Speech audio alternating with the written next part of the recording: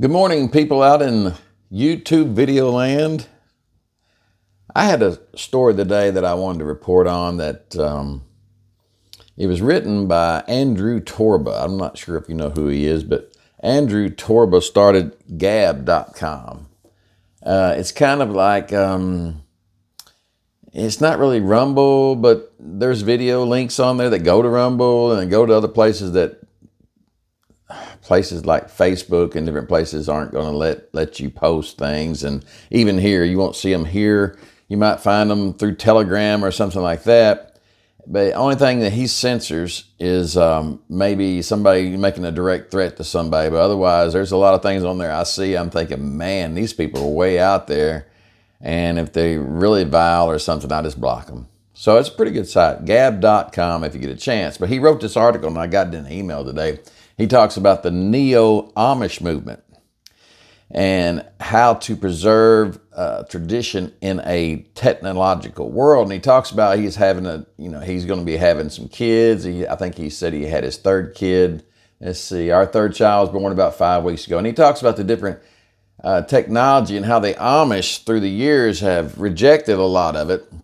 We know the CBDC and different things is being pushed on us, and other things such as the solution to the pandemic we had a few years ago with the jab and all that stuff. And he talks about how that goes. Let me read some of it. It says, I often wonder the possibility of a neo-Amish movement where individuals embrace a deliberate halt in technological progress beyond a specific point, opting to resist certain advancements in the pursuit of a more balanced existence. And then he says, this doesn't mean we all become farmers and get rid of our cars and electricity, but rather that we place a firm line in the sand with technological advancement amidst the rise of the transhumanism agenda. And he said, he draws some inspiration from their way of life, and he gives you some examples. He talks about brain implants and other intrusive technologies and things that they reject. And the neo-Amish movement aims to safeguard the distinct human experience and ensure the preservation of individual freedom. Let's see. He goes on down and he talks about the mRNA vaccines. He says the recent emergence of mRNA vaccines has sparked global discussions about their effectiveness and long-term effects. Within the neo-Amish movement, individuals may choose to resist these vaccines due to concerns about their rapid development and potential unknown consequences. This stance reflects a desire to tread cautiously when it comes to medical advancements, emphasizing the importance of thorough research, informed consent, and a commitment to natural healing methods. This approach is panning out very well for the Amish today with existing vaccines. And he quotes one of the Pennsylvania state senators, Steve Kirsch, who says, the Amish are a perfect example of a large group of people who are largely unvaccinated. You won't find kids with ADD, with autoimmune disease, with PANS, with epilepsy. You just don't find any of those chronic diseases in the Amish. The U.S. government has been studying the Amish for decades, but there's never been a report out to the public. After decades of studying the Amish, there's no report because the report would be devastating to the narrative. It would show that the CDC has been harming the public for decades and saying nothing and burying all the data. So it goes on down. It talks about when they were started. They were started, the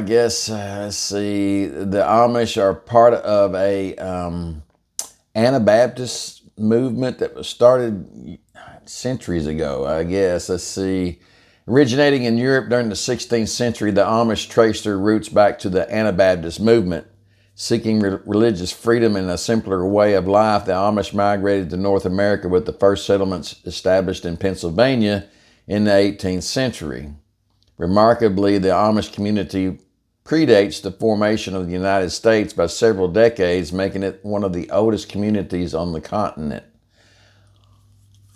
And he goes on, Torba does, and Andrew Torba, he says that he had written about this other times, and It's in print in a few magazines, a monthly print magazine, Plain Values. And he says, similar to the Amish at Gab, we believe technology is a tool that can be used to improve real life, not replace it. When technology transforms from a tool into a crutch for real life, that's a problem.